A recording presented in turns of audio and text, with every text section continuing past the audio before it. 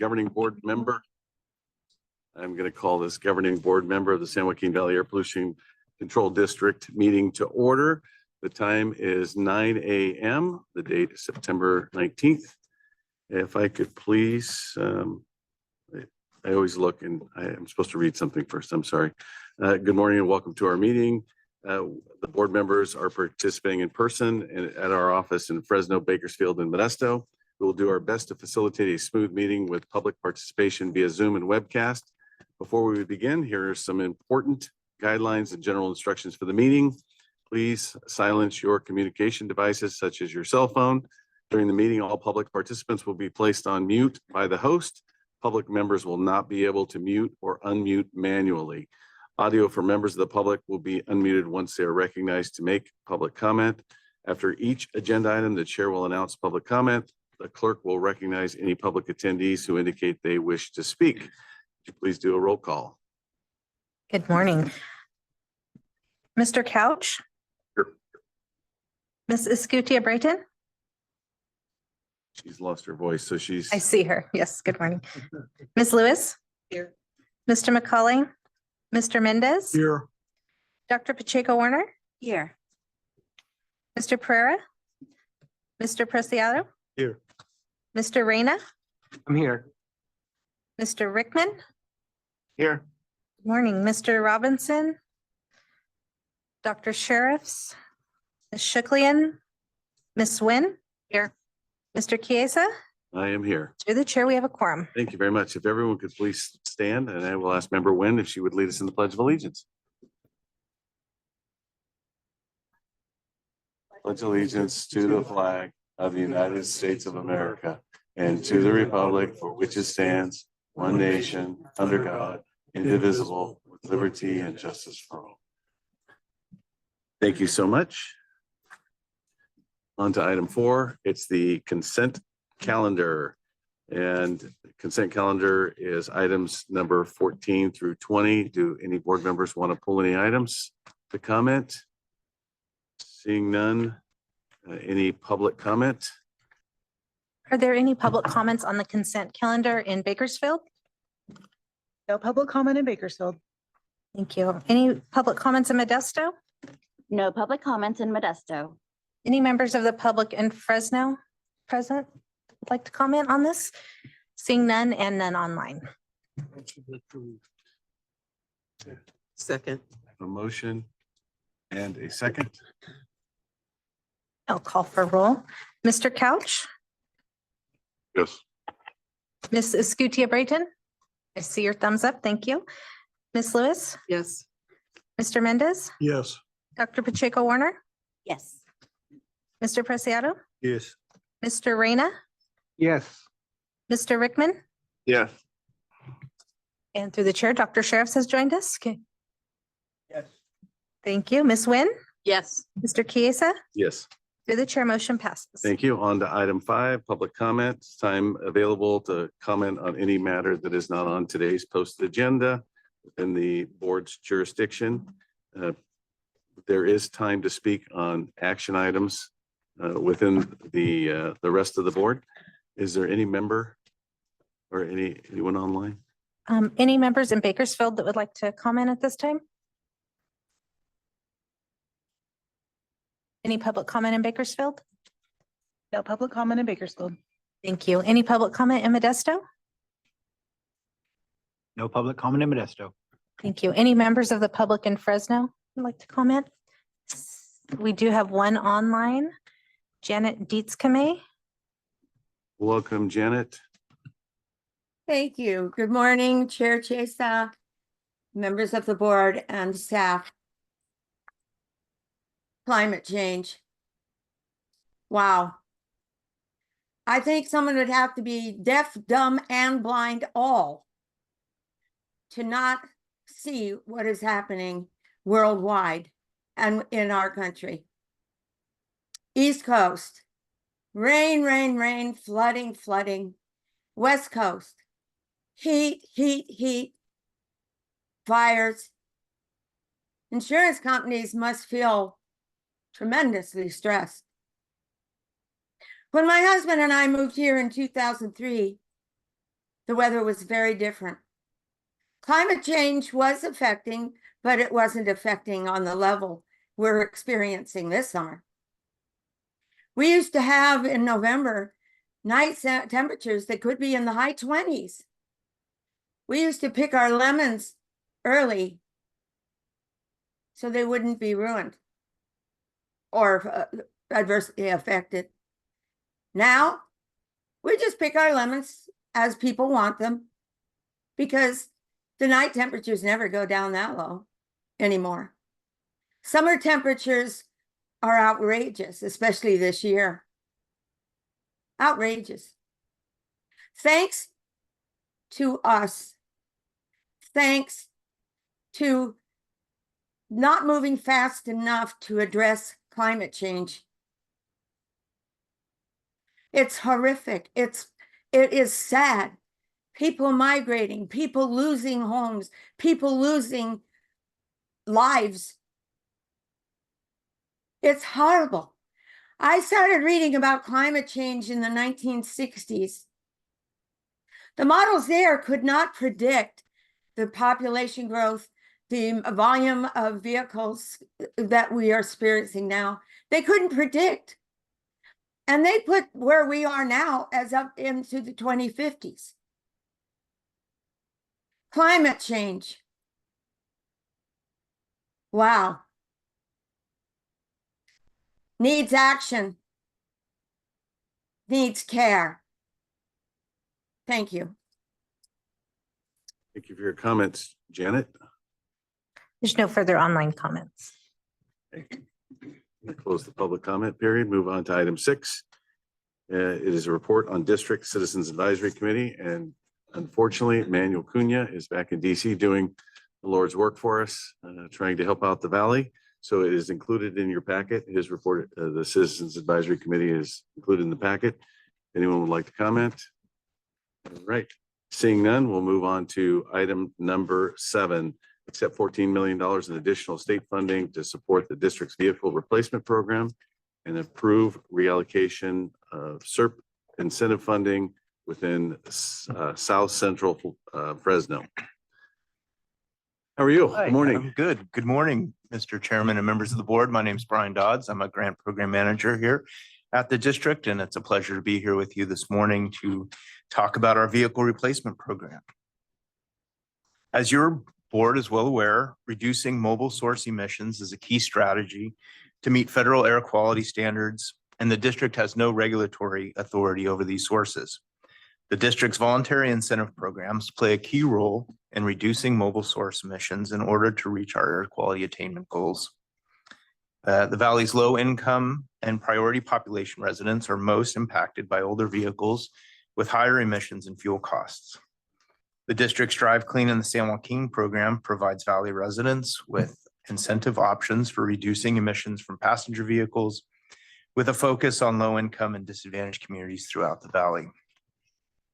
In 2014, the district's groundbreaking vehicle replacement component was approved by your board. This pilot program served as a model for what has become the state's Clean Cars for All program and continues to be a leader in program implementation throughout the state. Since 2015, the district has received over $92 million in state funding to operate our vehicle replacement program. Through this program, incentives are available up to $12,000 to Valley residents and depend on the income level of the participant, whether or not they live in a disadvantaged community, and the type of vehicle replacement vehicle that is being purchased. To date, we have replaced over 6,700 high polluting vehicles with cleaner and more fuel efficient models, with the new vehicles primarily being electric or plug-in hybrids. Outreach for the vehicle replacement program utilizes a grassroots community-driven approach to reaching low-income and disadvantaged community residents throughout the Valley. We hold weeknight community events, which are held at local businesses or public spaces and are a great opportunity to engage community members about the program. These weeknight community events have been held throughout the Valley. Since relaunching the program last October, there have been over 100 weeknight events which have connected residents in small and large communities with the program. These events have proven to be extremely effective in engaging with residents who otherwise may not have participated in these types of programs. In addition, we have utilized partnerships with community-based organizations to communicate program information through existing networks and social media to conduct localized outreach to connect with residents. This approach to program outreach has resulted in very high levels of participation throughout the Valley's disadvantaged communities, with more than 98% of the Valley's disadvantaged communities having participated in the vehicle replacement program. The results of the outreach strategy have proven to be very effective in reaching underserved communities and assisting in the transition to cleaner transportation options. A UCLA Luskin Center report highlights the district's ability to reach residents in underserved communities, stating that efforts of the district appear largely focused on reaching low-income communities and communities of color through a variety of outreach approaches while still attaining emission reductions.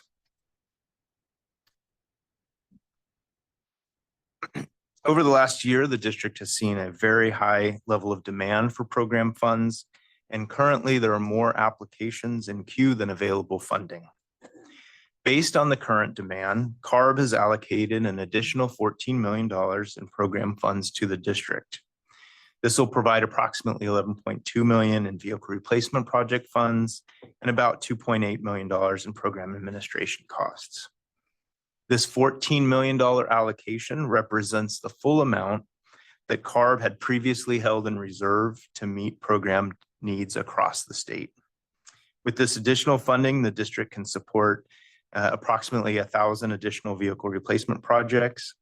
And our program partner, Valley Clean Air Now, will be responsible for a number of tasks, including program management and oversight, outreach, assisting applicants throughout the process, coordinating vehicle purchases, and reporting program information back to the district.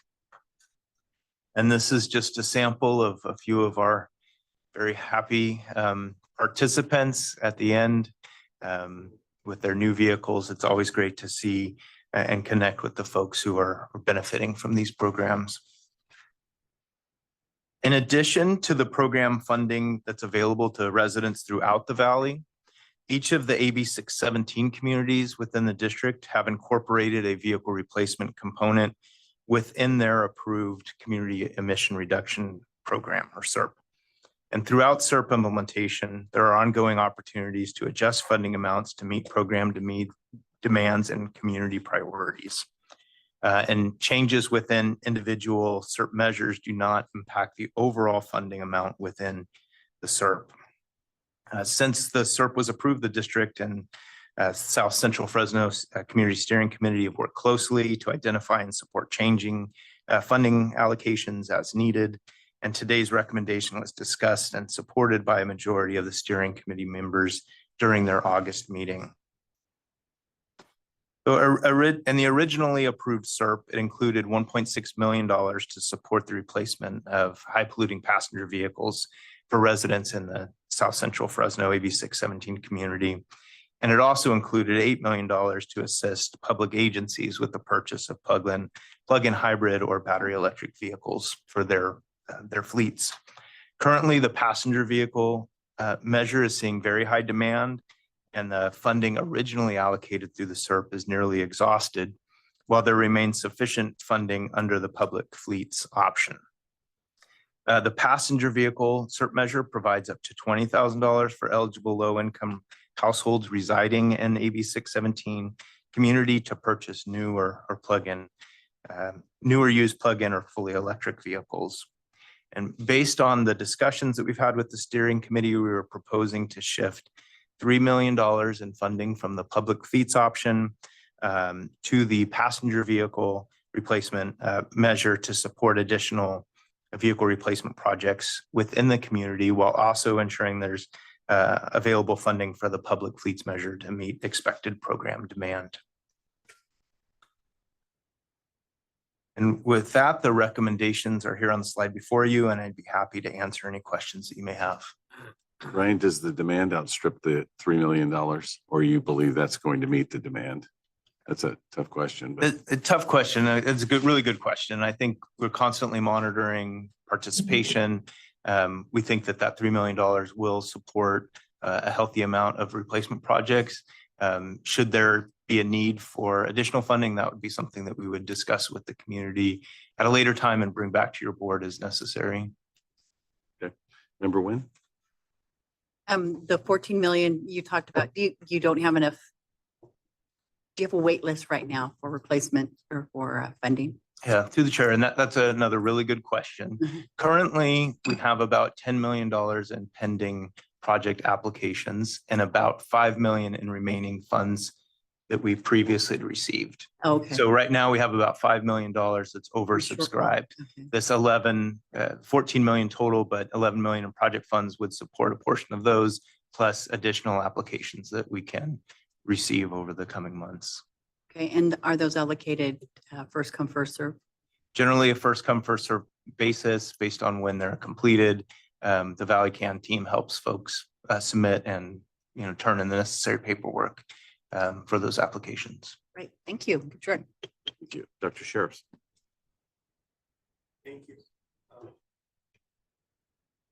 This has been observed many times before. What an amazing program. Nimble, focused,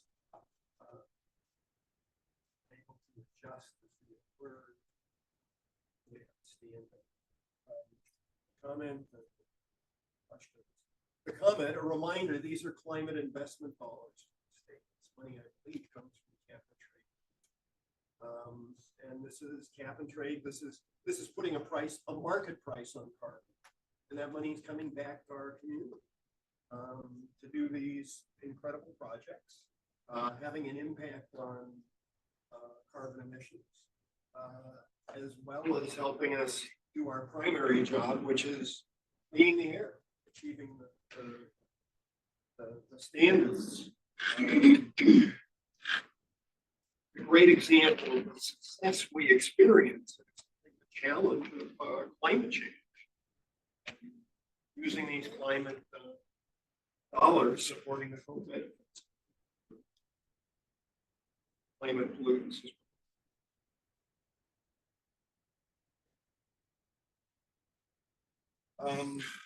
My question involves reallocation from public measure and I guess I want to do that. The power of branding.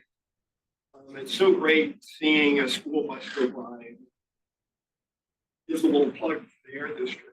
Many vehicles. We don't act people participating in canned booster on that part. Where the funding came from. It'd be nice if we could do something like that. And certainly when we do a public fleet, that's happening. Apologies, I think your microphone might be having some issues. So I just asked Councilmember Mayor Bruscato to turn his on So just I get just to to try to start pick again? up.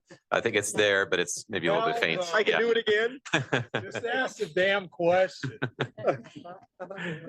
No, I think we got you though. Yeah, if you wanted to, So- sorry to interrupt you, but Nope. I'll speak louder next time. I'm hard of hearing. Thank you. Vice Chair Lewis? Yes, thank you. Wait, I had a question. We shouldn't have wasted so damn much time pontificating and ask your damn question. Through the chair, I think I understood your question to be, can we ask the public fleets to put a district logo on their vehicles? And I think it's something that we can provide to them and see if that's something that we can certainly add to the program requirements. Also, wondering about the decision. Has there not been as much interest in the clean fleets or? There's been about $1 million in interest from the agencies within the community to participate. We're reaching back out to them to see if they can do additional projects. It sounds like there could be some more demand coming in that particular program. So we're constantly outreaching to the city, the county, the school districts that operate within the 617 community to see if there's room for additional projects to be done. Vice Chair Lewis? Thank you, Mr. Chair. For our San Joaquin Valley region and vehicle replacement monies that are granted to residents who apply for them. Are there cities or areas within the valley that are not taking advantage of this as much as others? And do you know what those areas might be? We've seen really good participation throughout the valley on this program, and I think it helps that our outreach approach is designed to get into smaller communities and larger communities, and we are constantly like crisscrossing the valley. So it's been fairly even in terms of participation, as you kind of expect based on population. And the areas that haven't participated are areas where there's very, very low population, or we've looked at census tracts that don't have participation, and it's a couple of them are like prisons and things like that. But generally speaking, across the valley, there's been fairly equitable participation, and we can certainly look into that a little bit more, but we're constantly seeing fairly consistent numbers of participants at weeknight events, whether it's in a smaller town or a larger city. It's generally between 80 and about 100 people that come out per night to turn in their applications. And with the monies that we've received and the applicants in waiting to receive grants to purchase vehicles, if new applicants apply now, then they will go on to a waiting list, I would assume. They would, yes, they would be behind the people that have already applied. Okay. So, the applications in queue will use the existing money that we have when we're all out of that, and if we're waiting for additional funds at that point, then those people that apply later would be next. I just want to be clear about that point, that, when you apply today, the program is open, right? So definitions are important. You don't go onto the program today and get on a waiting list. We're constantly processing applications. You will always have, an application list. By accepting today's money, we definitely have enough funding to handle the current demand in the program, but we always have to keep an eye on the program to make sure, that we at some point, if we don't keep adding money to the program, it can close, just like any program that runs out of funding. So we're continuing to advocate. I think that, this is a gold standard program. There's a reason why the state gave us all the remaining state funds. We're not the only program in the state. There are numerous other programs across the state, and we're the only one actually that was able to show the demand and the success that was able to result in being able to take today's recommendation to you, which a lot of credit goes to this board for continuing to modify the program, make it accessible. We're constantly lauded for our ability to get into all of our communities, to answer your earlier question. And a lot of credit goes to, we really appreciate CARB, for working closely with us, and Dr. Pacheco Warner being on their board, constantly advocating for getting more money into the program. We submitted another application recently to EPA to bring even more funding into the program. So very competitive, but if hopefully you're able to secure that funding, we can come back to the board again with you. So we're constantly looking for ways to satisfy demand, and there is no waiting list today. It's an open program.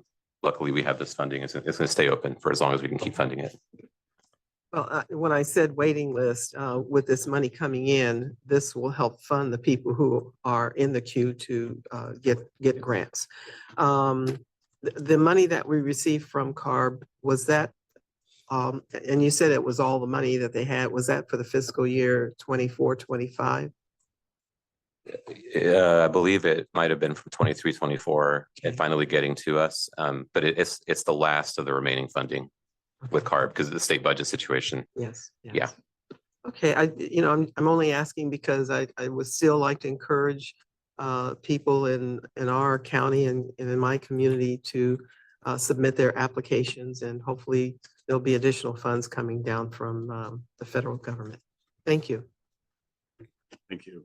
Member Mendez? Yeah, on the public fleet, public fleets being here for a long time and being on the other side of this too, there's a lot more sophistication there. So over the years, they've always been right on in getting stuff in and getting stuff turned over. Would you agree with that?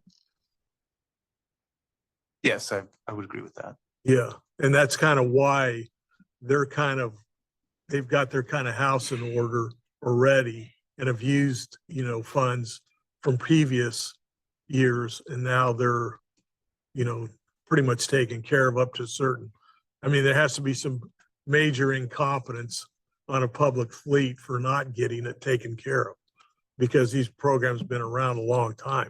That's correct. Yeah. One thing I would add too is that public agencies are adept at combining different sources of funds as well. Right. And so there's often situations where a school district, may have already worked with us, even directly with us, using another program, to say replace a bus. And so that it frees up opportunity for other Right. programs. So the city of Fresno and Fresno County are both part of the steering committee.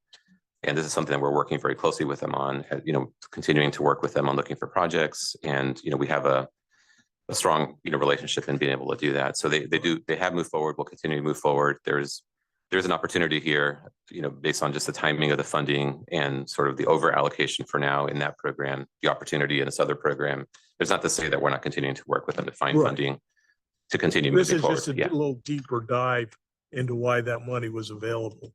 But, Yeah. you're always way too kind and complimenting the board when it's staff's nimbleness and staff's hard work that continues to make this program shine.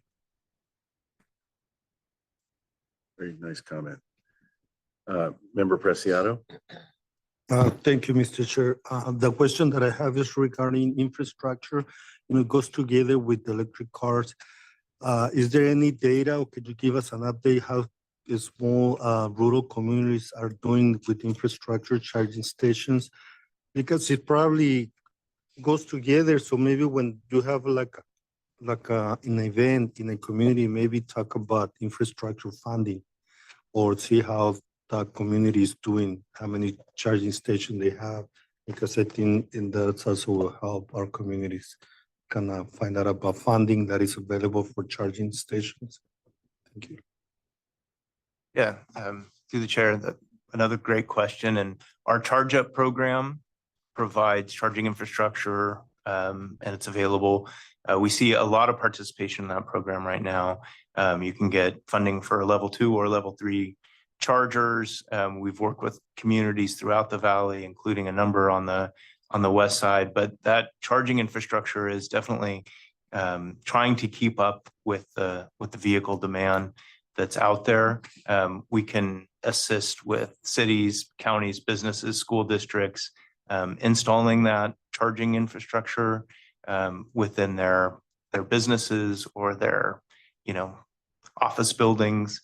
But certainly the charging infrastructure is something to keep a close eye on. And we also have funding opportunities for heavy duty charging infrastructure throughout the valley as well, which we're seeing a large uptick on.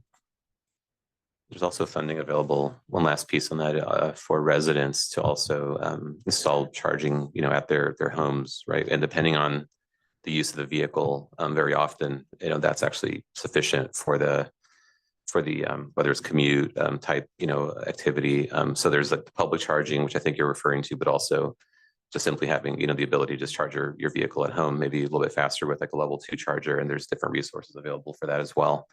That this program is really great actually at trying to, sort of cobble together different pieces of it to make sure that there isn't enough infrastructure out there. But it's definitely, an ongoing, it's a good point and an ongoing priority of how do we keep, building that out. Very much. Seeing no other comments, we'll go out to the public. Thank you. Are there any public comments on this item in Bakersfield? No public comment in Bakersfield. Thank you. Any public comments in Modesto? No public comments in Modesto. Thank you. We do have one online comment, Bianca Lopez. Morning, Bianca. Good morning. My name is Bianca Lopez. I'm co-founder of Valley Improvement Projects for Social and Environmental Justice here in Stanislaus County. And I wanted to just thank the staff for doing a great job at the community outreach. We found as we are part of the Central California Asthma Collaborative's Clean Vehicle Empowerment Collaborative, we noticed that working in disadvantaged communities, you have to sit down with people to fill out the application. And so I really was happy to see the high turnout that the staff were having at these pizza parlors, pizza places where lots of people were coming to get help with actually filling out the application, which is really great. And I'd love to see that continue. And I wanted to clarify, the presentation today was only about the SERP community in the Southern Valley, or is this a general report? Will this funding that is being requested going to come to the whole Central Valley, or is this just for the SERP community? Happy to answer that question to the chair. There's two components. The $14 million that we're recommending that we accept is for the Valley-wide program. That will be available to everyone.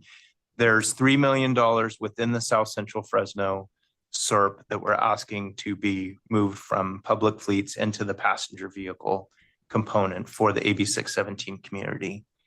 So two separate recommendations there, one Valley-wide and one within the community.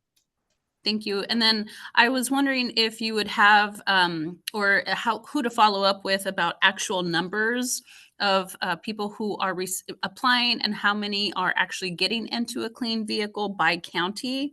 And then how are you ensuring, I know that you're going to the disadvantaged communities to host these events, but is there data to prove that? And then wondering what is your expected wait time for community members who apply? And are there any is there any educational workshops about charging and how to use the apps to get, from home to the next charging station? What other type of community education are you doing to ensure that those who are buying a plug-in vehicle know how to access resources to make sure that they can charge equitably? Mr. Chair, we're happy to circle with Bianca to have that conversation and also talk about some of the great ideas that are, sounds like there's a combination of questions and ideas there that we're happy to have the staff work with her on. So appreciate the comments. Thank you, Bianca, for your questions, and they will get in contact with you. Sure. And then who would that person be? Bianca, I'll follow up with you directly. This is Brian. Brian. Thank you, Brian. You're welcome.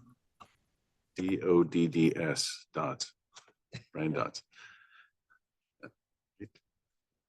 No further online comments. Okay. As I come back to the board, I see Member Rickman.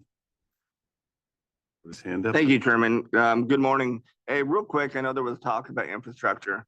I know in 2021, there was a bipartisan infrastructure bill signed into law, $7.5 billion. And I know there was an article in March that said there was only seven stations built since then. So where are we at? Do we know? When you talk about infrastructure, we talk about state, but the Fed's supposed to have a hand in this also. So where are we at with that?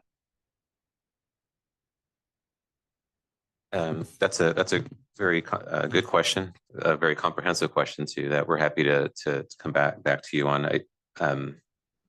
There's different levels of infrastructure, obviously under bill with the bipartisan infrastructure law. There's electric vehicle charging. There's a number of other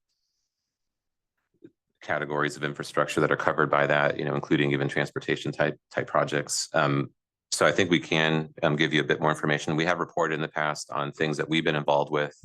We've actually received some funding for heavy duty charging infrastructure under some of the programs under bill. But if what you're asking is a full accounting of the Valley-wide benefits that may have come from bill, that's a pretty comprehensive question that we'll have to come back to you with more information on. All right. Thank you, Samir. Thank you, Chairman. You bet. Member Reyna. Thank you, Chair. As it refers to charging infrastructure, I know that funding has been available and is available to perhaps build or install new chargers.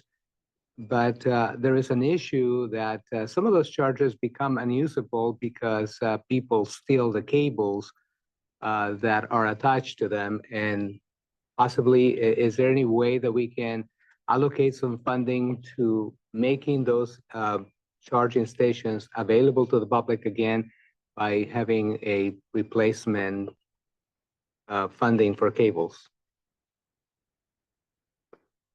That's that's a great question. Definitely share your observation of, and there's been some media on this topic as well. When folks, kind of see this happening out there, some critique of the network for that reason.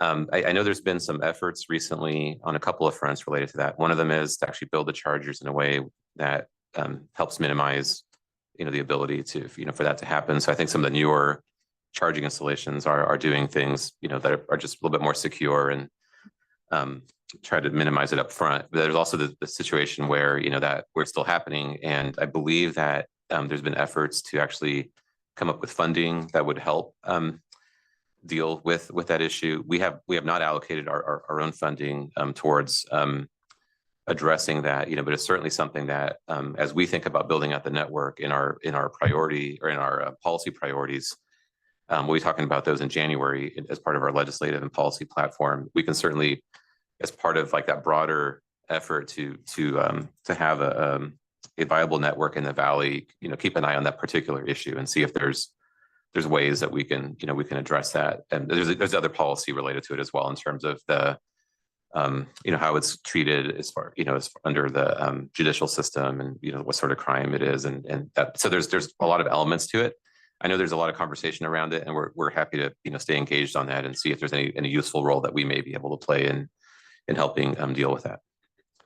Thank you. And another issue related to that is that as people use applications to find out where possible chargers may be or where they are located, is that these applications are unable to tell whether the station is usable or not. And so somebody that is traveling and might, take a chance and say, well, I can get there. And then when they get there, they're unable to use the charger. It just becomes a problem. So maybe there is something that can be done to also inform the public that uses this charging stations about whether a station is actually up or it is not available to the public. We all just kind of, I got that apprehensive feeling of, what do they call it? Range anxiety. That gives you range anxiety. Thank you for bringing that to our attention. So. Thank you. Please look into that. Member Mendez? Yeah, I want to make a motion to approve. And we have a second. So. Did you want to comment? Nope. Oh, That's what I wanted to do. okay, make a motion in a second. We have a motion. Please call the roll. Okay, thank you. Mr. Couch, Yes. Ms. Escutia Brayton. I see your thumbs up. Thank you. Ms. Lewis? Yes. Mr. Mendez? Yes. Dr. Pacheco Warner? Yes. Mr. Preciado? Yes. Mr. Reyna? Yes. Mr. Rickman? Yes. Dr. Sheriffs? Yes. Yes. Ms. Nguyen? Yes. Mr. Chiesa? Yes. Through the chair, motion passes. Thank you very much. So, and thank you very much, Brian. We're moving on to item 8, which should be the most important thing considering budget constraints and everything else and how we're doing. And it was nice to get $14 million, but this is the verbal report on state and federal funding advocacy efforts. And, we just had a number of questions and conversations around funding. The funding advocacy continues as per tradition, very, very aggressively to bring resources to the Valley. So I just want to introduce Tom Jordan, Director of Policy and Government Affairs, to give us an update on how those efforts are going. Good morning, Mr. Chair, members of the board. As you're all aware, the district has a long history of implementing air quality strategies and plans to bring the Valley clean air and improve public health.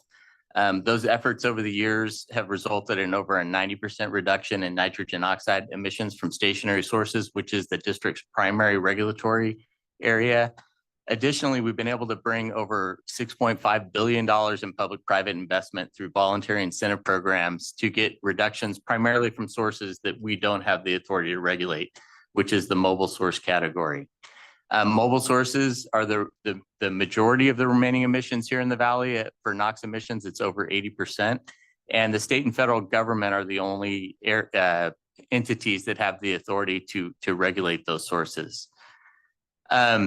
if we're going to continue to make progress, air quality standards keep getting more stringent, and we keep looking for ways to move forward. We need help from the state and federal government, both on the policy side, but also on the resource side, to keep getting reductions from that largest category of mobile sources. So at the beginning of each year, your board adopts a legislative platform that directs us in our advocacy efforts. And a huge part of that is actually on the resource side to keep those incentive programs moving forward, and to keep those reductions coming here in the San Joaquin Valley. When you adopt that platform, we go to work with a variety of efforts to educate policymakers at both the state and federal level about our challenges here in the Valley, about our demographics here in the Valley. We oftentimes work with our board members, participate in those efforts. We work with our stakeholders to share that message. And one of the big things we point out is we think priority should be given to areas with the most significant challenge, like the San Joaquin Valley. We're an extreme non-attainment area for ozone, serious non-attainment area for particulate matter. And we're also an area with a significant percentage of our population that's in disadvantaged communities. So we continue to share that message in every way we can. At the federal level, as far as resources go, we advocate heavily through EPA and the budget process. There's an annual program called the Diesel Emission Reductions Act, which we continue to help push those funds upward. We compete very well. You just heard one of our programs, but our grant programs are generally held in high regard everywhere, and that helps us compete for those funds, and we do very well in that. And there's also, it's called the Targeted Airshed Program, that is similar to DERA, but it takes into account your air quality challenges. And we actually helped create that program. It started as an earmark, and we actually built it up into a program. Oftentimes our projects are the top scoring in the country in competing with those funds. And then also through EPA, we received some grants to help us do our air quality planning, do monitoring and all of that. And we push for increases in those funds as well through the EPA budget and the budget process. While the federal budget isn't experiencing the current situation, the state budget is. Those of you that follow the federal budget process, it's quite a roller coaster these days. But in general, we've seen those programs tick up over time, and so we've done pretty well through that process. There was just some discussion of the bipartisan infrastructure law. There's also the Inflation Reduction Act. Both of those programs provided substantial money for climate-oriented programs and other programs, and we've been working to look across the federal government for opportunities to apply, and we'll talk a little bit more about that here in a minute, along with the annual budget bill. Also, we've been successful at getting funding placed in the Farm Bill to help us reduce emissions from the ag industry. That includes funding for replacing tractors, working with our ag industry. It's been a hugely successful program. That federal funding combined with state and local fundings replaced over 12,000 tractors here in the San Joaquin Valley in cooperation with the ag industry, not through a regulatory system, and hugely successful. Congress is currently in the discussion of a new farm bill, and we continue to share our recommendations there for both the tractor program, also for things like low dust nut harvesters, alternatives to ag burning, and those types of things in the farm bill. At the state level, we've been hugely successful over the years in advocating for clean air funding and kind of punching above our weight as a population here in the San Joaquin Valley. Up there quite often, meeting with folks. Despite the fact that we have a really tough budget situation, we've still been successful in the last year in getting some funding. However, I will say that that's going to be an ongoing effort. The state budget situation does not look to be improving anytime soon, and we'll continue with those efforts. Just wanted to give a quick rundown of some of the things in our current budget that are funded with these efforts. The farmer program, I mentioned the federal piece of replacing ag equipment. Our last year's budget had $118 million for the farmer program. It was tough this year to get continued funding. I'll talk about that in a moment, but every discussion about farmer in the state has been extremely positive. However, we're competing with the shrinking pot of resources, so that's challenging. The AB 617 program, we had 61 million in funding for emission reductions in our disadvantaged communities under AB 617. We were able to compete for and be awarded 56 million in federal funding for heavy duty electric charging through the Federal Highway Administration. Huge success. We have some more efforts in that area. Annually, we receive funds for the Carl Moyer program, which is kind of the granddaddy of all incentive programs, funds vehicle replacements across the board. We mentioned the Clean Cars for All program, $30 million for that. We just competed for and got that other 14 million, which was a huge success and a recognition of the success of our programs. Received $9 million for low dust nut harvesters from the federal government. Some funding for wood burning device replacement in homes. And then also, because we are so successful in the Carl Moyer program, there was some reserve money that had been in place from a few years ago. And that total amount was also allocated to us as a kind of an addition to our normal allocation. And then money for research and technology advancement as well. We have a number of active grant applications at the federal level.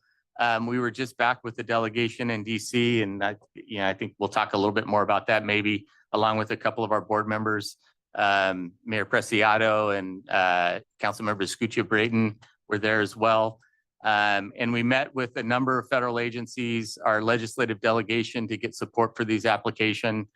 I mentioned the 56 million that funded a electric vehicle charging facility in Taft and up in Gustine. We have 2 additional applications. I apologize, there is an error on this. The first project is actually only in Tracy, or the original discussion also included Buttonwillow, but that project wasn't quite ready, so it was not included in the final application. I apologize for that being on the slide. So there's 1 facility in Tracy, and then 2 additional facilities in the other application in Kettleman City in Kings County, and then nearby Celia on the 99 corridor.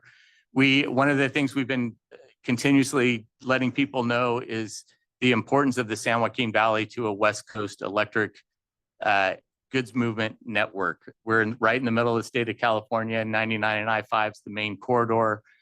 We've done 2 facilities already. There's 1 facility open in Kern County, a couple more on the way, and then we're trying to work up the valley and build out that network as well. We also have an application with EPA, so that those two applications are with the Federal Highway Administration. We have an application with EPA to replace heavy duty vehicles, both on-road and off-road.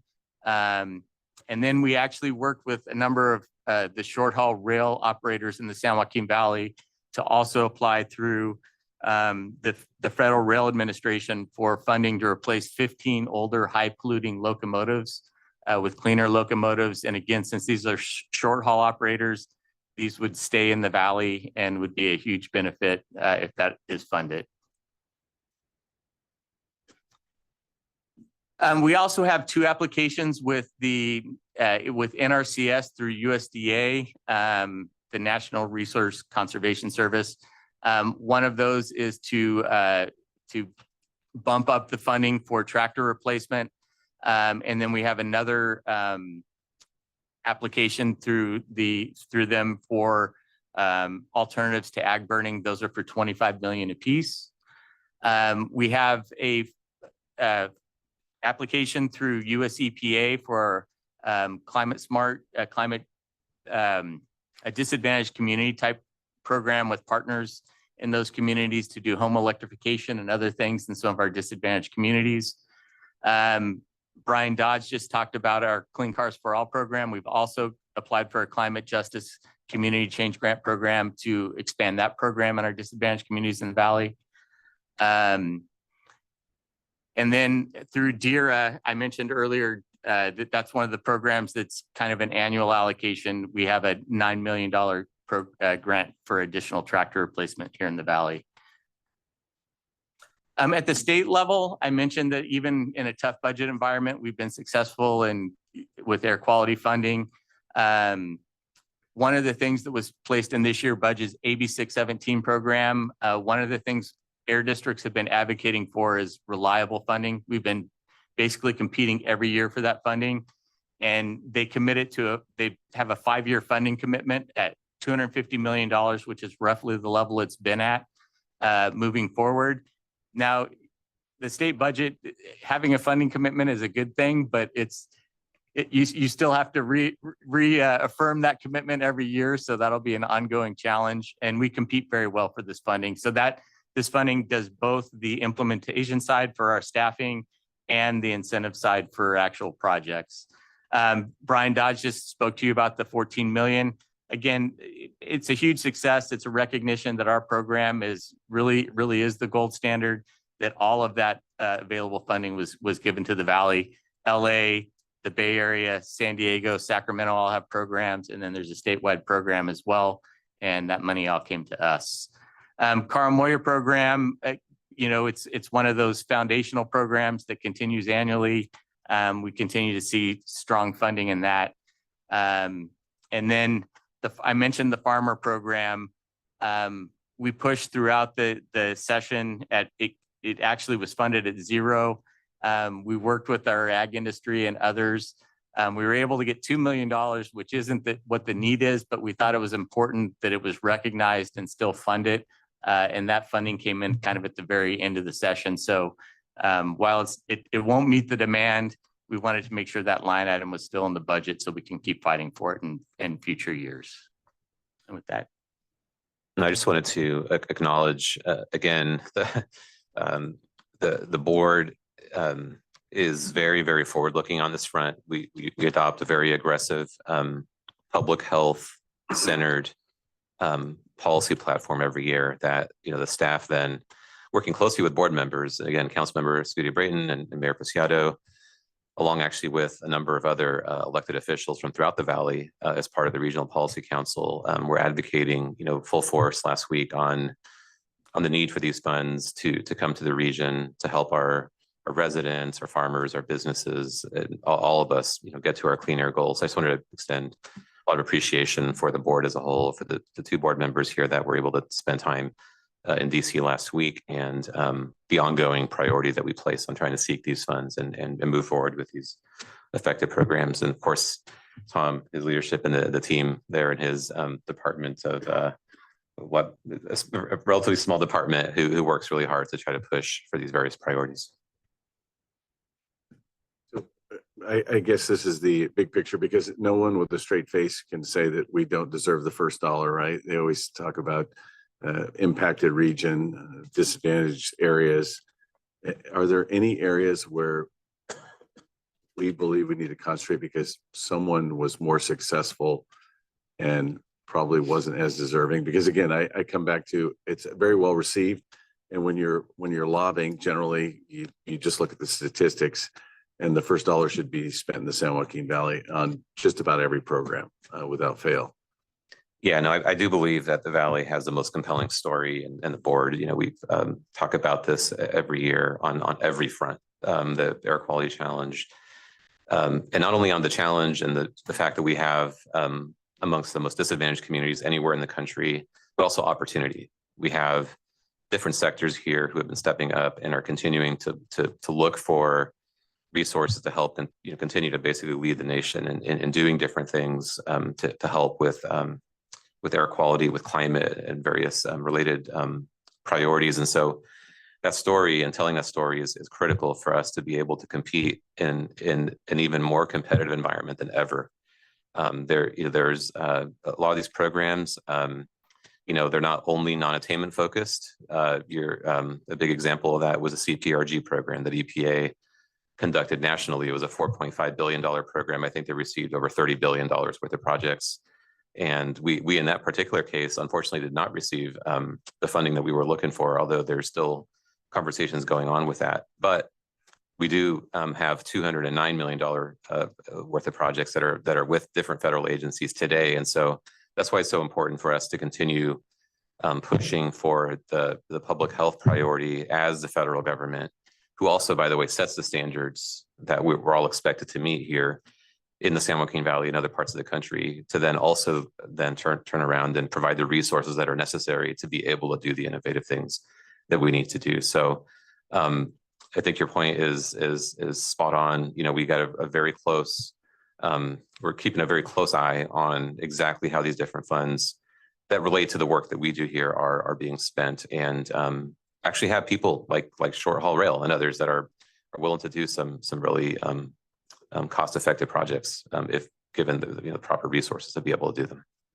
On Regional Policy Council, when you were just back there with the two members, you just about every item that you talk about revolves around air quality. I mean, it's like, it's one of the core principles. So that's another reason it's so well received. I want to go back. One program you said we weren't successful on, there was a lot of money available. Is that because the rules were written to advantage someone else, or is it just that they don't want all the money to come to the Valley? I mean, like, in your opinion? Yeah, and I think my opinion on this, and of course, this is still an ongoing conversation, with the federal government. But my opinion on this is that there's programs and criteria, and then there's ultimately what's decided at the end. When you have, in that case, almost a tenfold level of demand, versus available funding, and when a state like Connecticut gets $600 million, and the state of California as a whole got about $500 million, there's, I think, very serious questions that need to be asked about, what, how effective is that program at actually getting to, to where the opportunities are. So we were very clear last week about what at least questions we have about that, but also, what can be done to make sure that, when you have different sectors that are ready to go on these types of projects, how do we actually get that investment that we need? So that, unfortunately, that we don't win every single application that we submit, but we have a good track record of winning, most. So Yeah. we'll see here with these projects that we have in front of us. By the way, several of these projects are definitely very closely related to, that same application. So, I think we are, if we're able to get some of the USDA funding, for example, and other funds, we'll still be able to move forward with the same initiatives. It's just all in, and I really appreciate, again, the entire Valley really getting behind, as you mentioned, the air quality priority, because we certainly have a lot of opportunity here in the region. Thank you. Member Rickman. Thank you. Thank you, Chairman. And then I agree with our chairman. The first dollar, should be going to the Valley. Do we have an estimate, for example, when we're doing some of these grants and so on, how much pollution come from other areas? And I don't want to keep beating a dead horse here, because I've said it over and over again, but we're under, we have one of the strictest standards in the nation, and yet you just go west here a couple miles in the Bay Area and they don't. And for example, with ag burns, we have ag burns, you go to the Bay Area and they don't. So we get their pollution. So when we talk about advocacy, and you guys do a heck of a job on funding, which is great, so thank you all for what you do. But on the other side of advocacy, the goalpost keeps moving every year, either with, CARB or EPA, and it seems like there's a status quo in these other areas like the Bay Area. Or is there any type of advocacy for them to come up to some different standards so we can stop getting their pollutions over here in the Valley? Thank you for that question. So yeah, we do definitely receive transport from the Bay Area. And over the years, we've had a variety of efforts to try to address that. We also in turn transport to the upper desert. So there's a combination there. One of the things we did early on was when Smog Check 2 came about, it was only required in the large urban areas with the worst air pollution. Here in the San Joaquin Valley, there was an option in that bill to expand it beyond those urban areas, and we expanded it to about 95% of the Valley population. That Bay Area was not required to do Smog Check 2 because of their air quality situation.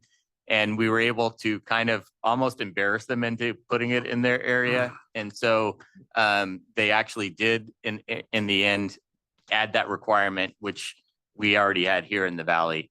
And we also use that argument when resources are available in Sacramento to basically say the areas with the worst challenge should get the funding. And oftentimes while they have more population than us, we actually receive a larger percentage of the funding based upon those arguments. And so they, politically, we have to be careful because there's a lot of political power in Sacramento from the Bay Area, but where we can, we've used that argument to bring more resources to us to address some of that transport as well.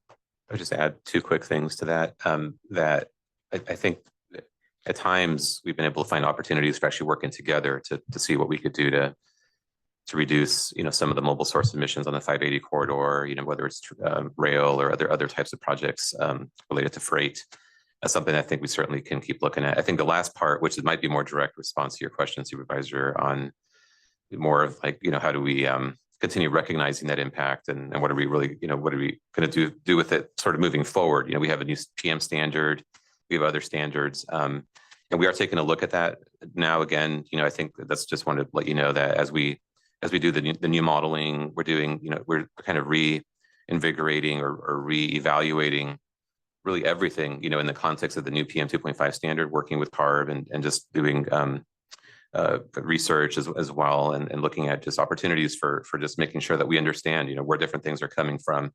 That is going to be something that we'll be taking a look at again. I suspect we'll be having more conversations in the future about just making sure we understand, okay, where actually is those levels. But the northern part is definitely impacted the most, central less, and then that when you get to the south, that's where the least impact is. That's what the science has basically shown up until today. All right, thank you both, and thank you, Chairman, for your time. You're very, very welcome. I want to say Dr. PW. Can I say that one time? Yeah. Dr. P, is that Yeah. Yeah, thank you.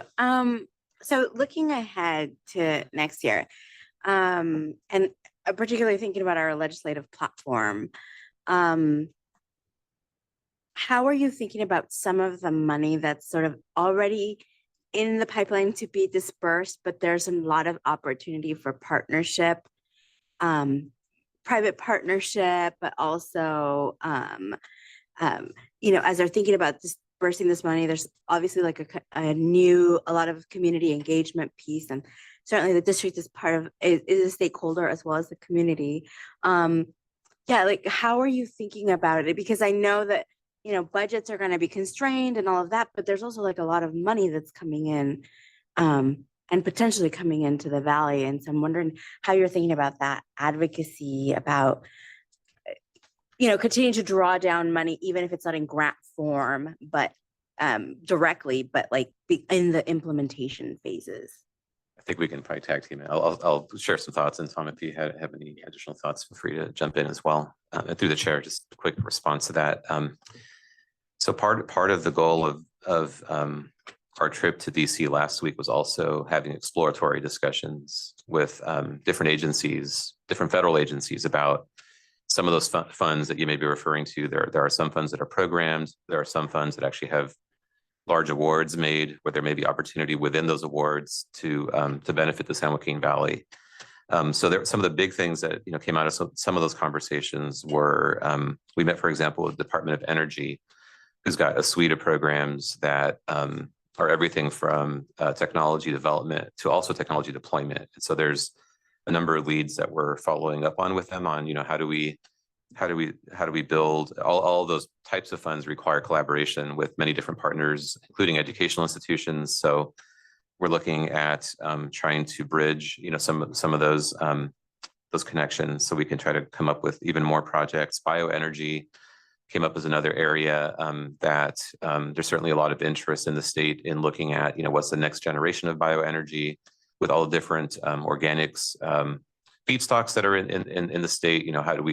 What do we do with that? And, not necessarily just treat it as a waste, but does it actually provide, some sort of climate friendly, air friendly, useful, sort of a purpose? So that's another area that came up. There's actually a large scale class 1 rail project that we're looking at right now to do even more work with locomotives and other kind of related rail activity. And so we're trying to cobble together potentially some funding for that as well.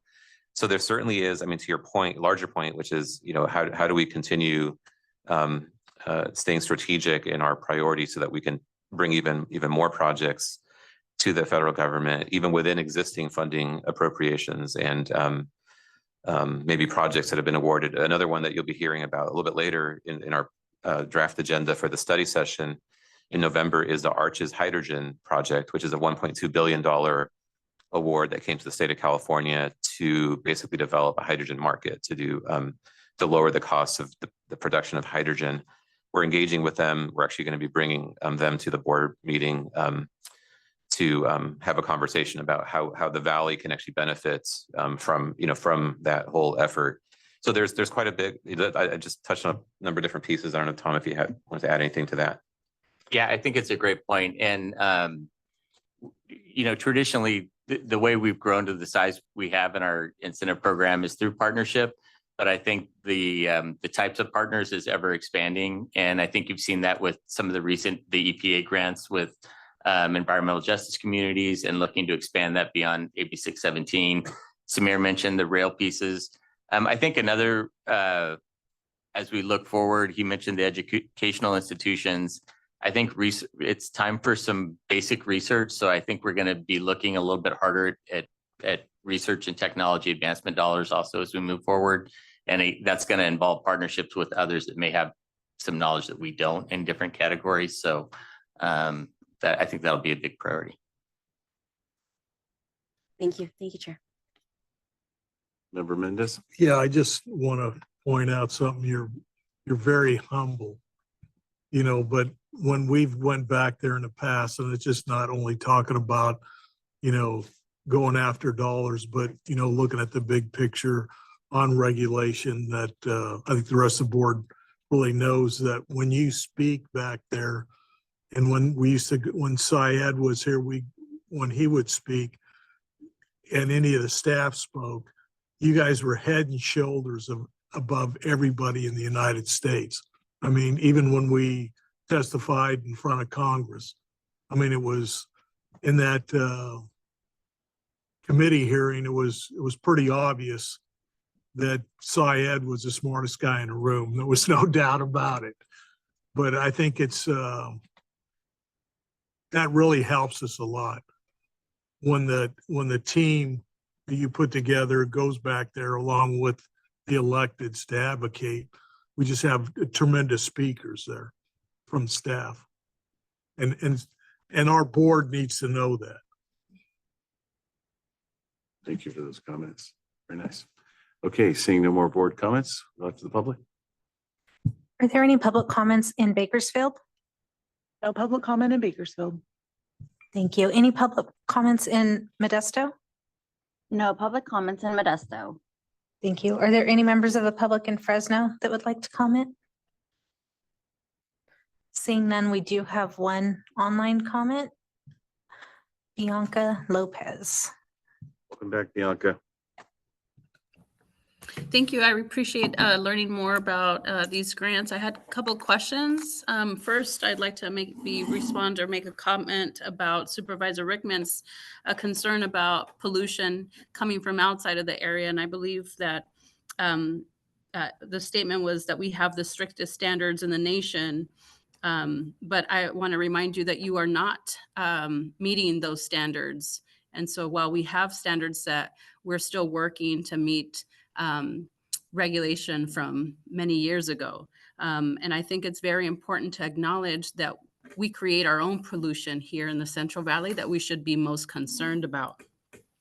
One example is the Southern California's Air District has implemented an ISR rule that is much more protective than the one that we have here. And those are the kinds of things that we should be wasting our time on, not trying to figure out what kind of pollution comes from the Bay Area.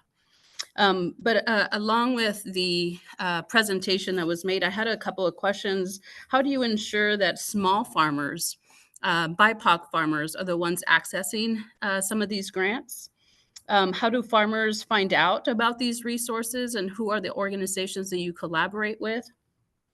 Are there any challenges that that farmers are sharing about some of these grant opportunities? And I know that Mr. Chiesa has already shared a couple of those, as he is a farmer himself and has shared some of the challenges with the mulching program it is not enough money. But I'd like to see if, will you be presenting or having some additional information about how these funds actually get to the farmers and their concerns? I'd also like to get some information about these grants that are available for farmers to reduce their pollution. We know that, electrifying their equipment is one option, but here we also see a lot of dust pollution during harvesting time. We'd like to learn how we can help, as an organization, can help small farmers access these resources, but we want to better understand some of those challenges. So yeah, how can I learn more about these things? Thank you, Bianca. Go ahead, Samir. Yeah, thank you, Bianca, for your comments and questions. I absolutely will have our team, and I don't have a name for you right now, but you will hear from somebody on efforts that we conduct to provide these programs in an accessible manner to the smaller farmers. It's absolutely a priority of ours in the board.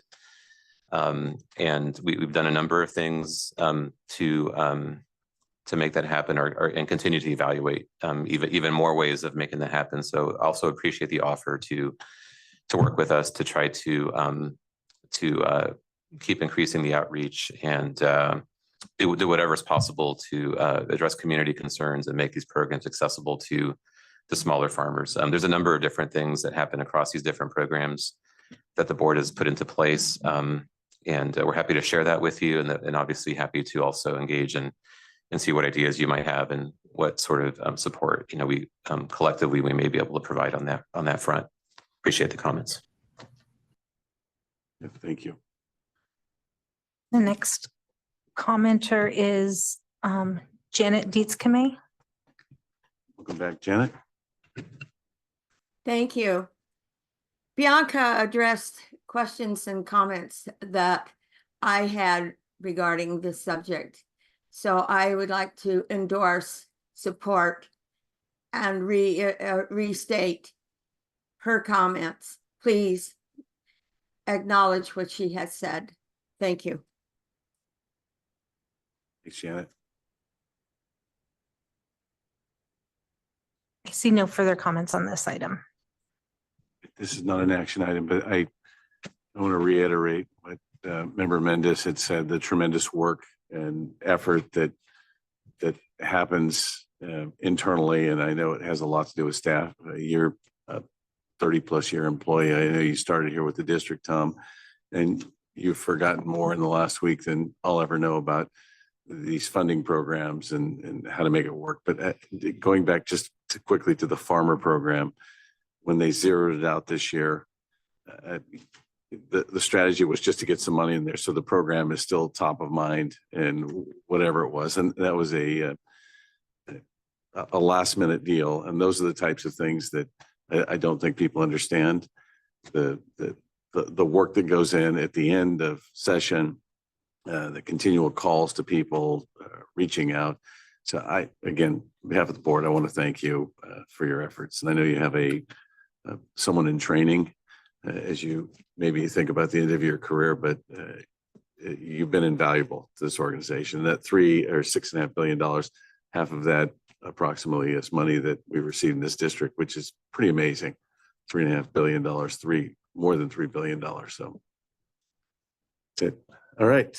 Seeing no other comments, we will move on to the next item, which is item 9, agenda for the November 24 Governing Board Study Session, educational and strategic planning purposes. For Chair, board members, good morning. I'll be presenting this item. I don't have any slides, but we'll kind of refer you to the agenda item itself. And just real quick, wanted to recap for the purpose of the public and the board, what the purpose of these meetings are. The tradition of the board has been to hold these longer board meetings that are called study sessions to really allow the board members and the public to engage in a more casual setting and discuss in a bit of a longer way as well, items of strategic interest to the district. And they've been very successful. We've addressed a variety of issues over the years. There's some continuity on some of those issues, and you'll see that on the list of potential agenda items for the meeting.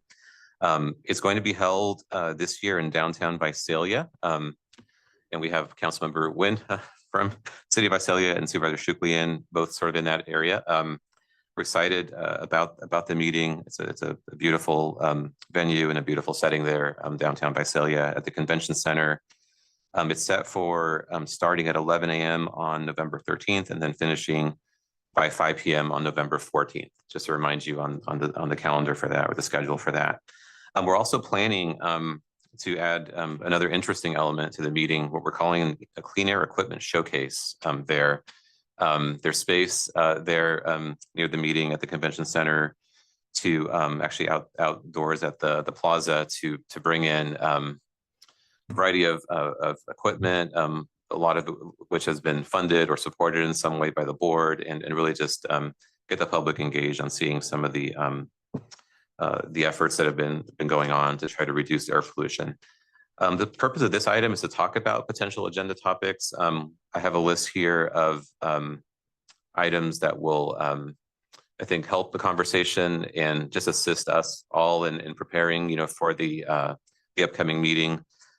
There's no vote today on the agenda. This is really just getting feedback and direction from the board, and then even up to the legal sort of timeframe for posting the agenda, there could be other items that for whatever reason may need to be on the agenda. So, but it is a great opportunity here with this discussion to talk about these potential items and see if there's further direction from the board before we land the agenda. So I'm just going to go through them really quickly in terms of what the items are and kind of the purpose of the item, and then we'll open it up for discussion and see if there's any other ideas from the board and the public. So the first one on the list here is an update on wildfire prevention and response strategy. And I don't want to get ahead of myself here a little bit, but there may be a certificate here kind of related to the wildfire efforts that go on here in the region. This has been a kind of a standing item, if you will, on this agenda, just because of how significant this issue is to the region, but also how much evolution is actually going on at the local, state, and federal level in terms of management of the forest and just different things that are happening in that space. So once again, we want to provide an update to the board and the public on these different pieces of wildfire impacts. We already have a couple of really great outside participants that are tentatively, at least for now, planning on being at the meeting. Leadership from federal and state level on a couple of different facets of this. So we're excited to see that as well. The next item on the list is the talking about the fireworks, the alternatives to fireworks pilot incentive program that the board approved at last year's study session that we implemented. I think you've all in some way seen the results of that, or maybe even involved in trying to promote the program. So we want to do a debrief on that and see where we want to go from here, based on the results of that program.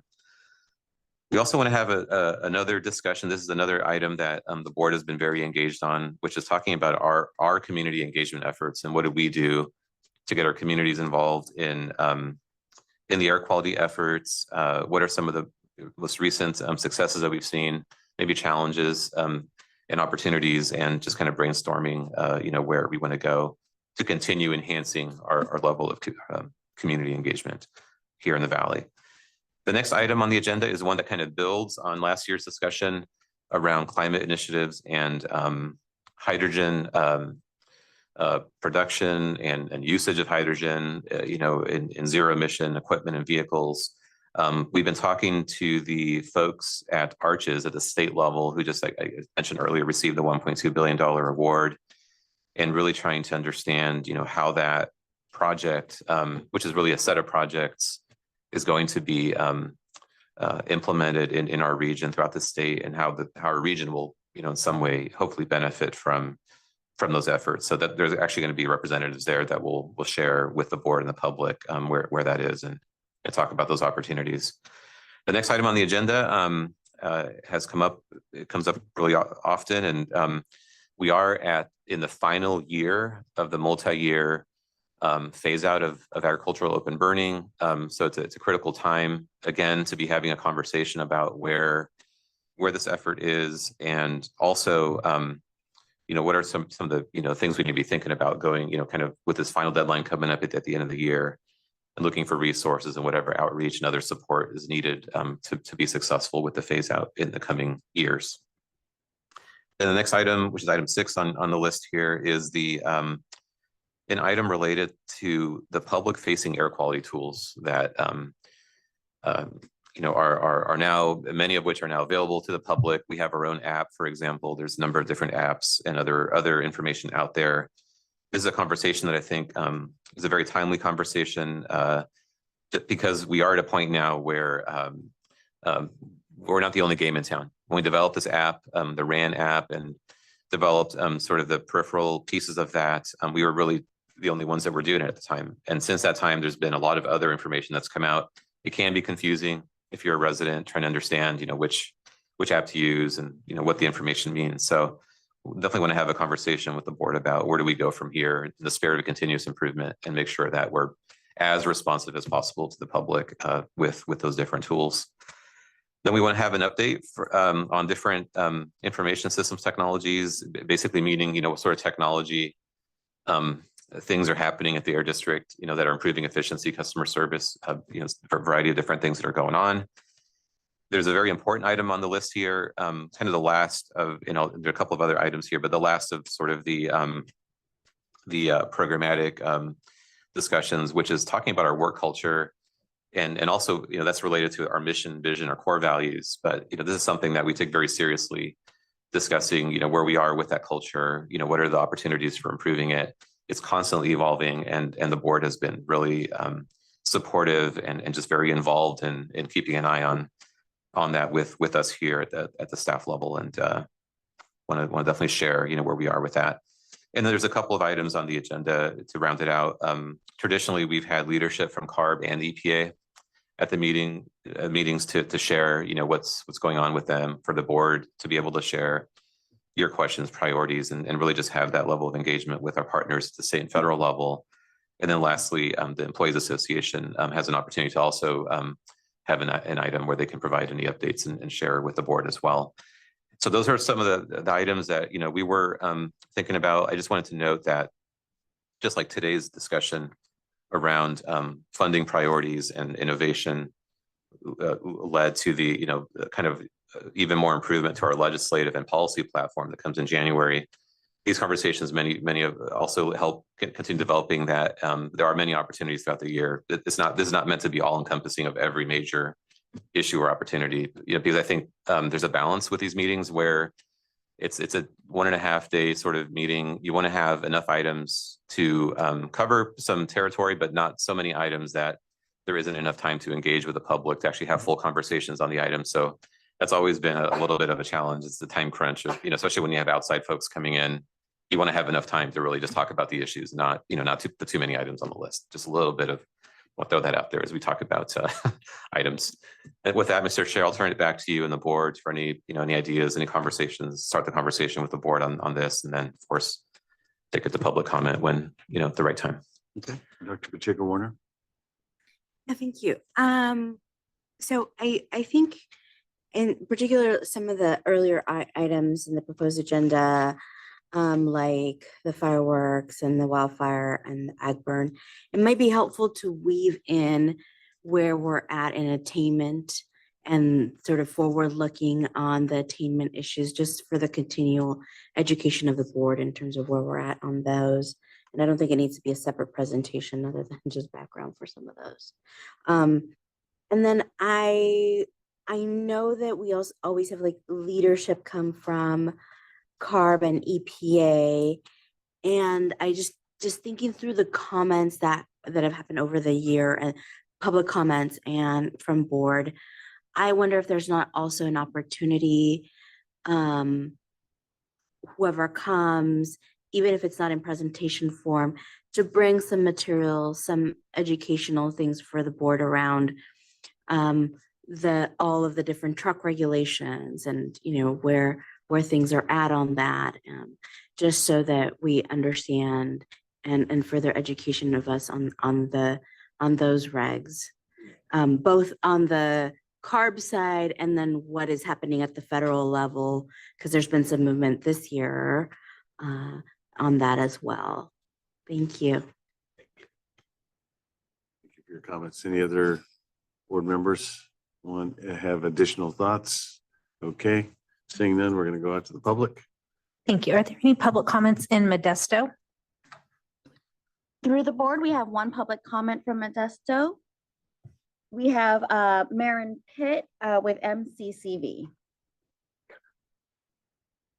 Manufacturers Council. Go ahead. Welcome, Maren.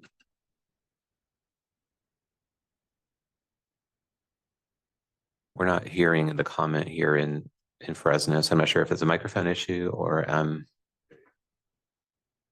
apologies, Marin. I can hold see on that you're trying to 1 second. comment. Give us 1 second here to give you a solution. Sorry. Oh, there we go. Yes, good morning, Chairman Keza, members of the board.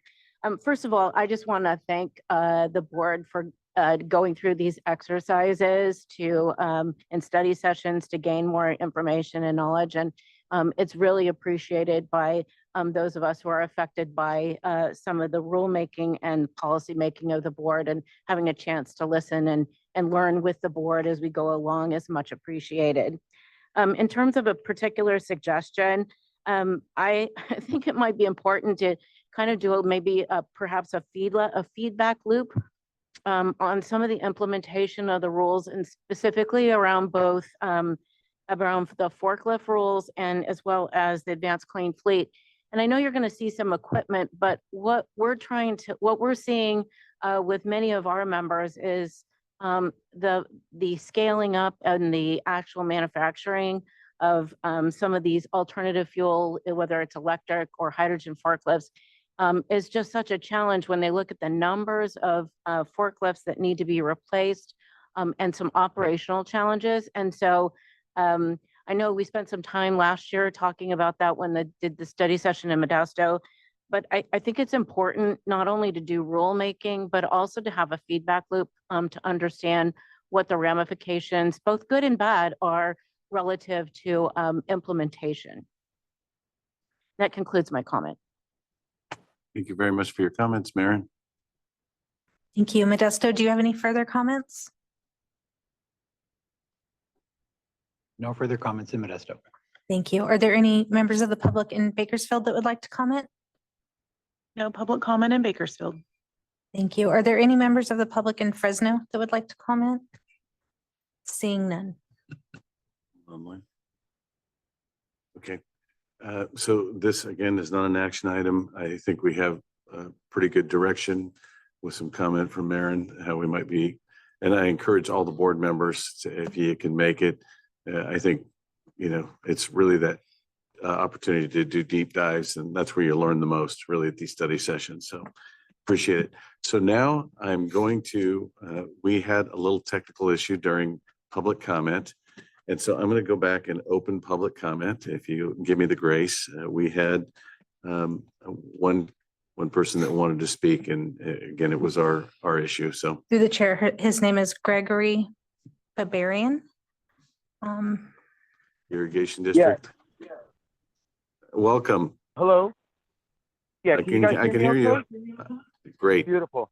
So I started this process at 10 minutes to 9, but I'm finally on, and it's quite interesting listening to the back and forth discussions about things that are impacting the small farmers, and that's what I'm calling about. Good morning, board. Thanks for taking this opportunity and circling back to the beginning of the agenda. I want to make a public comment. I'm a small farmer. My name's Greg Barbarian. I farm at West Lawn in Dakota. I do want to tell you that as a small farmer, the Air Board has been very supportive of providing programs and information on how to upgrade equipment and how to participate in a lot of the funding activities. Your website is extremely detailed and has a wealth of information. So having said that, I want to talk to you about the issue that I want to deal with, and that's with raisin tray burning. You guys have been phasing that out over the last couple of years.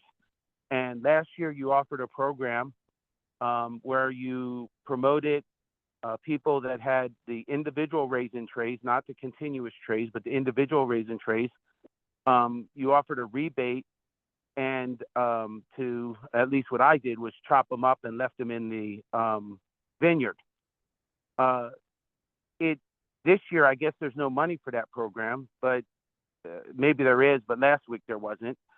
But it's not working for me as an organic farmer, even if there was money for that program, because it's very difficult to chop these trays up with the mower in the vineyard, and you have to make 2 or 3 passes because the vineyard is terraced, meaning it's not level, the ground's not level, and so when the mower goes over the trays, if they're at the lower end of the row and not the higher end, the mower doesn't get it, so you have to make sometimes 2 or 3 passes to chop them up. So my question is, and then that's not counting other issues, but my question is there any availability for people to burn paper trays this year? Because I heard there is not going to be, because it's been phased out. So that's my question right now. Mr. Chair and board members, and apologies, Greg, for the technical hiccups there. Thanks for being patient. I just you're correct that the raisin tray burning has been phased out. So there is not an opportunity for burning of the raisin trays. There is an opportunity to continue the conversation with you about your sort of situation, and also, if there's any way that we can find some either solution or resources to try to help you with the situation. So happy to circle back with you to talk to you some more about, I think the grant program that you're referring to, I believe has expired, but that's not to say that we can't take a close look at that again with you and see what we can do to try to help with the situation.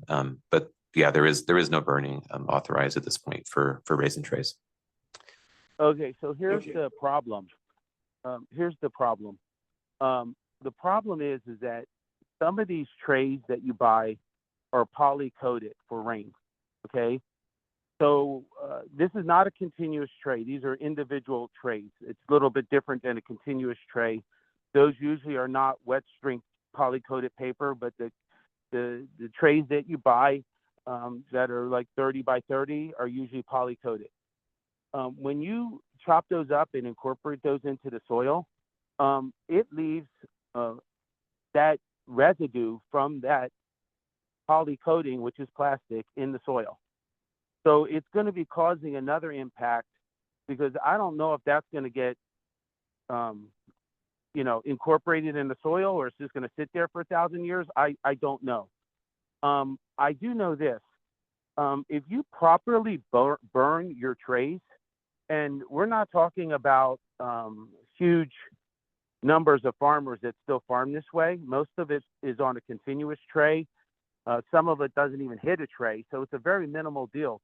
If you look at the amount of farmers, and if they burn their trays correctly, it makes very minimal smoke, very minimal. Now, I don't know if you're looking for smoke. I don't know what exactly the reason why they banned burning these trays, but a few years back, when you started this process, you didn't give anybody any burn permits when they were available during the fall.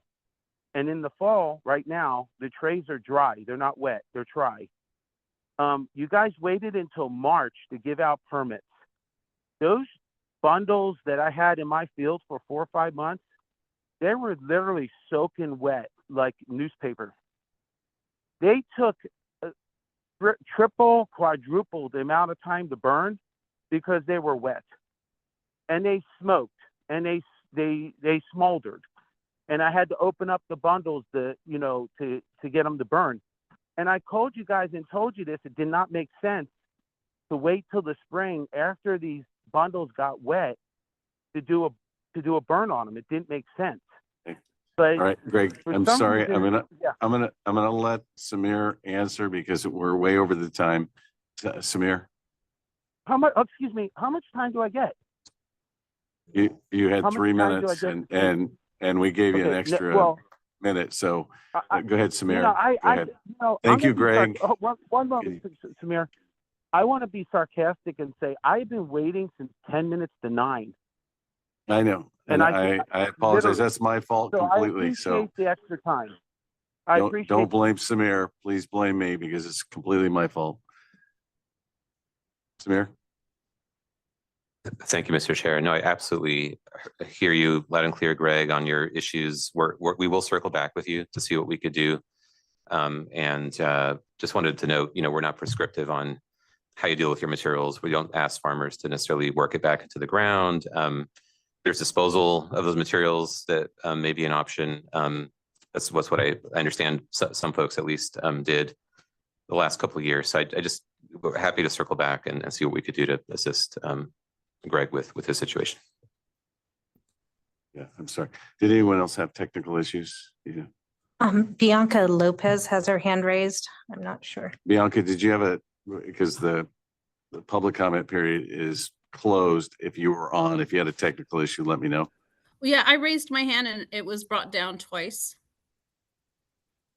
Oh, during public comment? Yes, sir. Okay, go ahead. I'll make it brief if possible, but I wanted to get some clarification on all the hydrogen talk that Mr. Samir just shared. There was an example, there was a comment made about how hydrogen company of some sort or somebody will be addressing the air district about hydrogen. If I can get some clarification on that, and then I do have some other things to say. Do you want to go through your issues and then we'll answer them? If you can keep going, we got that issue. Sounds good. Keep going. Yeah, thank you. So then I just wanted to maybe give an example about why the RAN program isn't ideal. I live in Riverbank. The district only has 2 air monitors in the county. There's one in downtown Modesto and one in downtown Turlock. I get notices from the RAN program that says it's level 3. But if I look at the website at other sites, specifically SJV Air and Purple Air monitors, my air quality is fine. Something is going on in the Modesto monitor. So Riverbank people are getting notifications about the air quality in Modesto, not in Riverbank. And so it is very important for the air district to install more air monitors across the county and across the region. And I know that the ABA 617 communities are also tasked with implementing some more monitors, but I think the RAN program needs to either shut down or incorporate these other air monitors to their notification system, or maybe just acknowledge that the RAN program is faulty and start promoting the other alert systems. I am really concerned.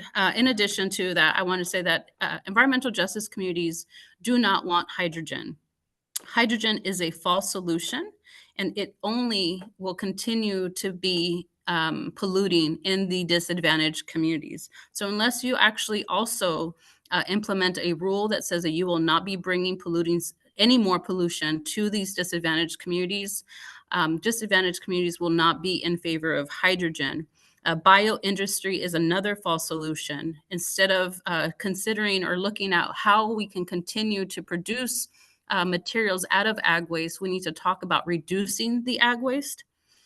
And then also composting. That is how we sequester the carbon back into the land, instead of giving industry another opportunity and another route to greenwash their practices.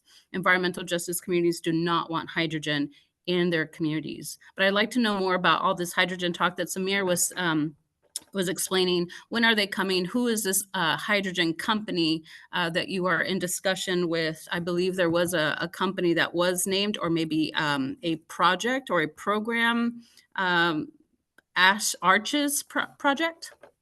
I'd just like some more details on all this hydrogen promotion. Thank you, Bianca. Go Through the ahead. chair. Yeah, thanks, Bianca, for your questions. And I'll just give a quick response and then circle back as necessary. And I think it'll hopefully give you the information that you need. So on the hydrogen effort, and by the way, thank you for supporting, I think embedded in your comments, the conversation around these items, because it sounds like you're interested in both. So I appreciate your support for what we're proposing on the agenda. On the hydrogen piece, the ARCHES project, it's an acronym for a long name that I don't have in front of me, I don't think right now, but it's a state proposal that was funded by the Department of Energy under the bipartisan infrastructure law. And it's a $1.2 billion award. The information is available publicly. You can search for it and see they have their website and other information available.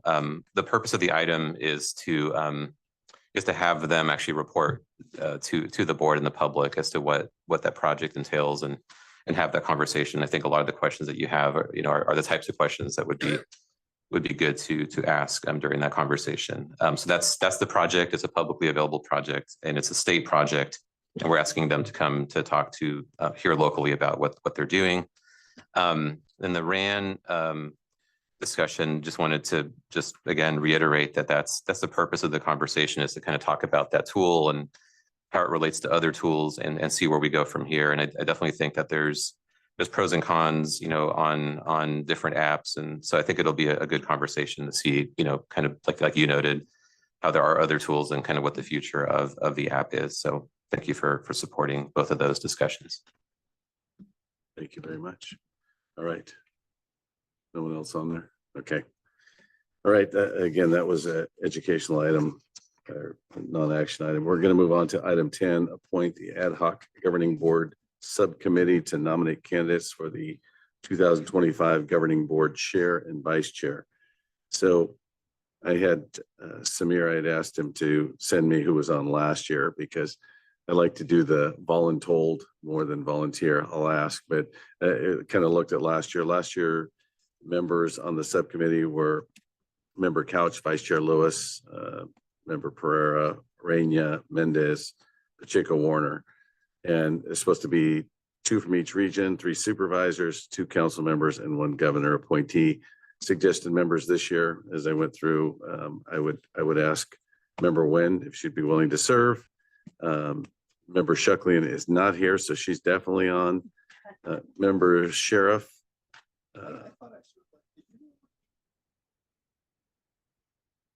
Yeah, did it last year. Member Preciado, if you would be willing. Myself, Member Rickman. Is Member Rickman, do I see a thumbs up? I think I served on it. I served on it the last 3 years. No, you did not serve on it last year. I am sure of that.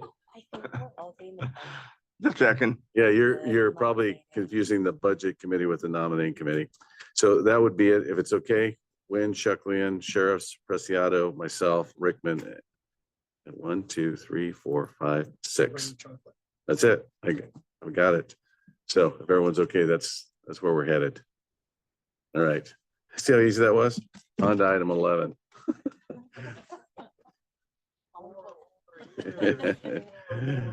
Why do you think I'm on the committee now? To ensure. Get the hell. A verbal report from the California Air Resources Board, Dr. Pacheco Warner. Thank you so much, Chair. And I want to just kind of say for Samir, it's the Alliance for Renewable Clean Hydrogen Energy Systems. And definitely initiative led by the governor's office. So that's an important thing to note there. So for me, I wanted to update you that next month we will be voting on just minor amendments to the Carl Moyer program, but really wanted to emphasize that and commend the Air District for their heavy involvement in shaping that program, including the amendments that will come to the CAR board next month. So really excited about that. And then continuing to engage with stakeholders as needed on the low carbon fuel standard, as that will come to a vote in November. So thank you so much. That's all I have. Thank you. Any questions for Dr. Pacheco Warner? Okay, on to item 12. Thank you, Mr. Chair and board members.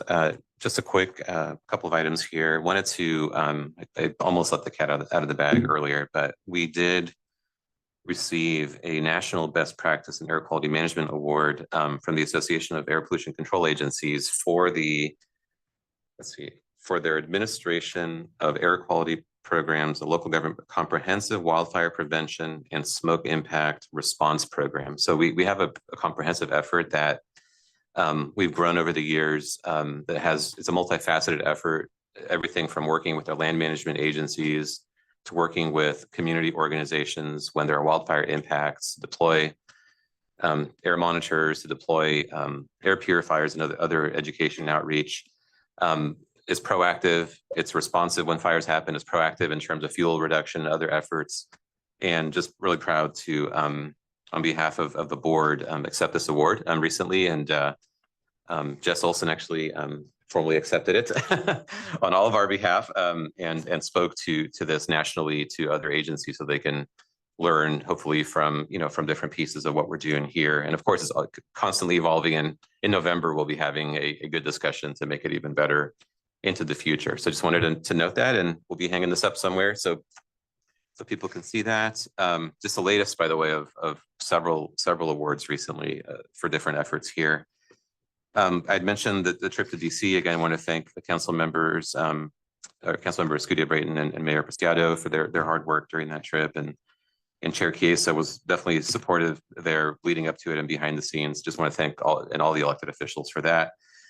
Wanted to also remind the board and the public that there will not be an October board meeting. So just it's officially posted and is out there. Just make sure if you have that recurring calendar item on your agenda, that just make sure we're all aware of that. And then just continuing to work to make sure that the Clean Air Centers program, there is some funding left. It's dwindling, but certainly if there's anybody interested still in having a community center, library, other facility, have one of these commercial level air purifiers, please give me a ring and we're happy to connect you to those resources to keep kind of wrapping that program up. But it's quite a bit of those now distributed throughout the valley.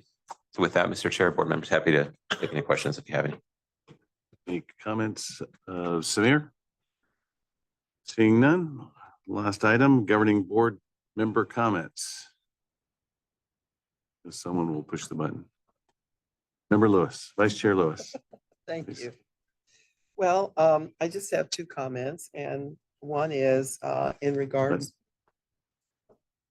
I have two comments, and one is in regards to the air monitoring that we do in our valley. And this was in the month of August, in the western part of the valley, in the Los Banos area, Dos Palos area, we had bad air. And I checked the air quality in Fresno, and it was much better. So I'm still going to advocate and push to have consideration and budget for possibly putting an air monitoring system at 152 and I-5, because that's an area that I believe that pollution is coming from the Bay Area. There's a lot more car traveling, a lot more people commuting over 152 back into Los Banos. Some people coming even to Fresno who work in the Bay Area. And I think the closest monitor on Interstate 5 is at Manteca. So there's a space of area there that is not being monitored on Interstate 5. So I'd like our staff to consider, is there a way that we can get a monitoring system in there for the air? And I may be jumping the gun a little bit, but I'm going to throw a carrot out here for the workshop for 2025. I'd like to offer the Hotel Dior. It's self-contained.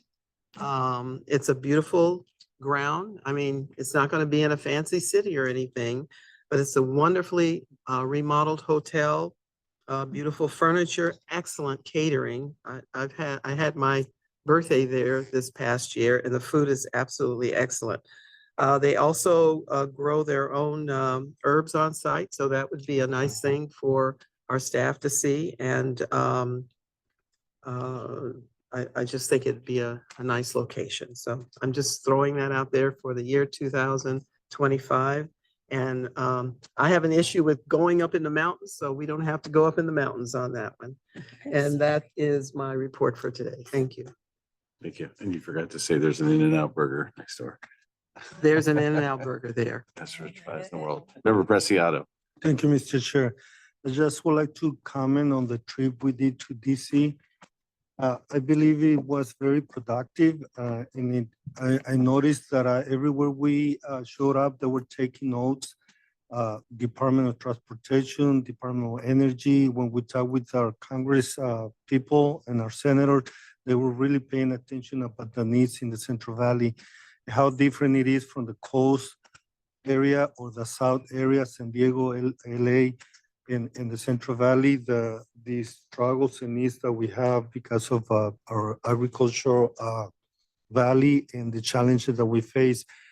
But I did notice that Department of Energy, they do have seem to have their budgets in the $1 billion. I believe they mentioned $60 billion or $57 billion, but and it goes in conjunction with a lot of the stuff we need here about making sure that they're producing electricity in a different ways that with less pollution.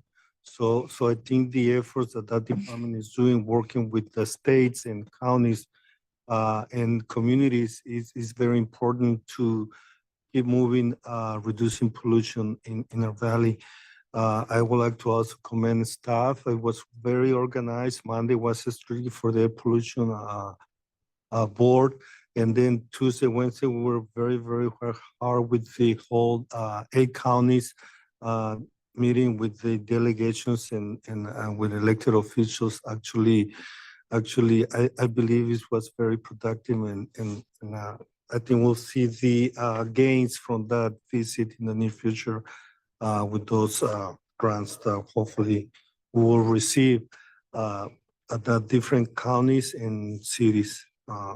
And just one recommendation, I would like to see maybe at the study session that we can have experts talking about biomass solutions and also methane gas, because I think, you know, like we do have a landfill that is actually burning the methane gas, but I know there is ways to make the methane gas into energy or some other projects, but I know that some locations do not produce enough. It's not cost effective, but I think we should kind of start looking into pilot programs to see how we can reduce that pollution too. Thank you. Your comments, Dr. Pacheco Warner. Yeah, quickly, just wanted to thank all the staff that helped host CARB last, oh God, I don't even know when now, last month. Yeah, seems like 2 years ago. Yeah, so thank you so much. Apologies, I couldn't be here in person, but thank you so much for hosting. And then Supervisor Strickland is not here, but thank you to Tulare County for hosting CARB yesterday in their CARB truck stop, which had over 200 people there learning about the truck rules and being very engaged. I got a chance to go myself. So I am also pushing for more of those to come on the calendar next year in the Valley to have more opportunities for some North Valley and maybe Central Valley to have that opportunity to learn about all those regs as well. Thank you. Very much. Any other comments?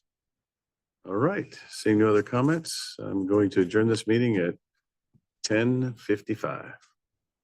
Thank you all.